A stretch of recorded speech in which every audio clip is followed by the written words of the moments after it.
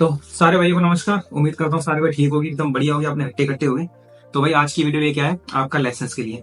तो बहुत से लोगों के मेरे पास मैसेज आते हैं कि भाई मेरे पे इंडियन लाइसेंस है, तो मैं यहाँ पे आके ड्राइविंग कर सकता हूँ। तो भाई उसके लिए सबसे बड़ी बात यह है कि भाई इंडियन लाइसेंस पे आप ड्राइविंग नहीं कर सकते।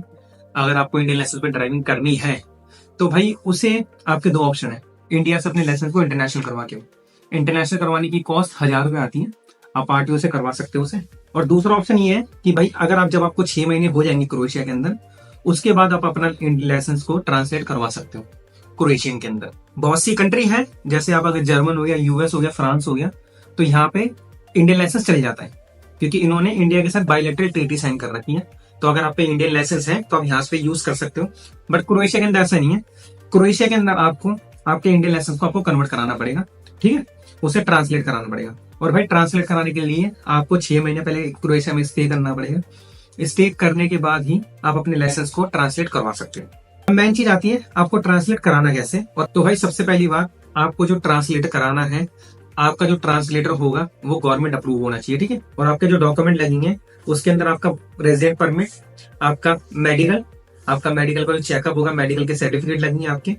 और साथ में आपने जो लाइसेंस जो ट्रांसलेट कराया है वो आपको सबमिट कराना पड़ेगा। और आपको इसमें टेस्ट देना पड़ेगा, ठीक है। आपका रिटर्न थ्योरी दोनों टेस्ट होंगे। और कभी कभी इसके अंदर आपका प्रैक्टिकल का भी टेस्ट हो सकता है, अगर उनको कंफर्मेशन नहीं है, ठीक है, वो आपका प्रैक्टिकल का भी टेस्ट ले सकते हैं। तो भाई डॉक्यूमेंट की बात करते हैं, डॉक्यूमेंट क्या क्या लगेंगे। इसमें आपका ओरिजिनल इंडियन लाइसेंस प्लस जो ट्रांसलेट कराया वो, और प्रूफ ऑफ रेजिडेंसी, और आपका मेडिकल सर्टिफिकेट, आपका passport ID photo, complete application form, और आपकी फीस, ठीक है। आपके जो इंडियन लाइसेंस के साथ ये चीजें आपको सारी सबमिट करनी पड़ेगी। और भाई मेन चीज, आपका जो इंडियन लाइसेंस है वो इंग्लिश के अंदर होना चाहिए।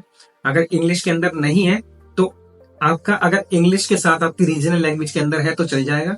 आपका प्रॉपर आपकी रीजनल लैंग्वेज के अंदर है, यानी कि आपके जो जैसे यूपी बिहार के अंदर और भी जगह, बहुत सी जगह के अंदर आपका जो लाइसेंस होता है आपकी लोकल लैंग्वेज के अंदर होता है, तो वो नहीं चलेगा भाई, वो ट्रांसलेट नहीं होगा। आपका लाइसेंस अगर उस लैंग्वेज के साथ इंग्लिश में भी तो हो जाएगा, या आपका खाली इंग्लिश में होना चाहिए, ठीक। और भाई अल्टरनेट एडवाइस यही है, आप पहले अपने लाइसेंस को इंडिया से इंटरनेशनल करवा के आओ, इंटरनेशनल ड्राइविंग परमिट आईडीपी में कन्वर्ट करा के आओ। 6 महीने तक तो आपका वो चलेगा। और उसके बाद आप अपना लाइसेंस को क्रोएशियन में कन्वर्ट करा लो, ट्रांसलेट करा लो, ठीक है। और भाई मेन चीज, आपका लाइसेंस 1 साल पुराना होना चाहिए। अगर 1 साल से पुराना कम है तो भाई वो आपका कन्वर्ट नहीं होगा। और हम बात कर लेते हैं फीस की। भाई फीस कितनी लगती है, ठीक है। तो जो भाई डॉक्यूमेंट ट्रांसलेशन की फीस होती है वो आपकी 30 से 50 यूरो है। और जो मेडिकल एग्जामिनेशन है आपकी, जो भी आपका मेडिकल होगा उसकी 20 से 50 यूरो फीस है।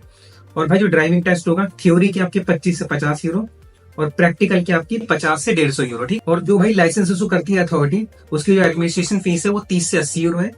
और अगर आपको ट्रेनिंग लेनी है तो ट्रेनिंग आपकी 300 से 600 यूरो के अंदर हो जाएगी। अगर आप ओवरऑल देखोगे, अगर आपको बिना ट्रेनिंग के आपका लाइसेंस कन्वर्ट कराना है तो भाई 150 से 400 यूरो में हो जाएगा ओवरऑल कॉस्ट के अंदर। आप क्लासेस लेके कन्वर्ट कराना है तो भाई उसके लगेंगे 500 से 1000 यूरो, ठीक है। और एक चीज और भाई, अगर आप, ये कॉस्ट अलग अलग जगह पे डिपेंड करती है। अगर आप जैग्रेब में करा रहे हो और दूसरे एरिया में करा रहे हो तो उसके अंदर प्राइस का फर्क आएगा, ठीक है। अब ये मत सोचना कि भाई अब मेरी वीडियो देखी है आपने, भाई आप वहां गए तो इतने पैसे लेके गए थे, तो अपना भाई स्टैंड बाय पैसे लेके चलो थोड़े से, क्या पता आपकी अथॉरिटी पे डिपेंड करता है, क्योंकि यहाँ सिटी टू सिटी चीजें चेंज होती रहती है। तो आपकी कौन सी सिटी है तो उसके ऊपर डिपेंड करता है आपका कितना खर्चा आएगा। मेन चीज और भाई, आप अपने लाइसेंस को पहले इंटरनेशनल करवा के आओ। 6 महीने अगर आप ड्राइविंग में आ रहे हो, 6 महीने आपका वो चलेगा। उसके बाद आप अपने आप लाइसेंस को ट्रांसलेट करा लो 6 महीने बाद।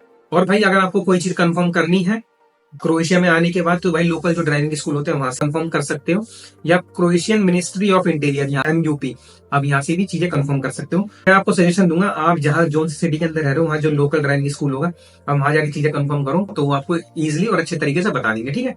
तो आज के लिए भाई इतना ही था। और अगर भाई आपको किसी और टॉपिक पे वीडियो चाहिए तो मेरे को कमेंट करना, कोशिश करेंगे उस पर वीडियो बनाने के लिए। और मैं भाई आपके जैसे ही, जितनी नॉलेज मेरे पे होती है और मैं अपने फ्रेंडों से सारी बात करके वो नॉलेज आपके साथ शेयर करता हूँ। और अगर भाई आपको वीडियो अच्छी लगी हो तो चैनल को लाइक, सब्सक्राइब और शेयर करना मत भूलना, ठीक है। जय हिंद।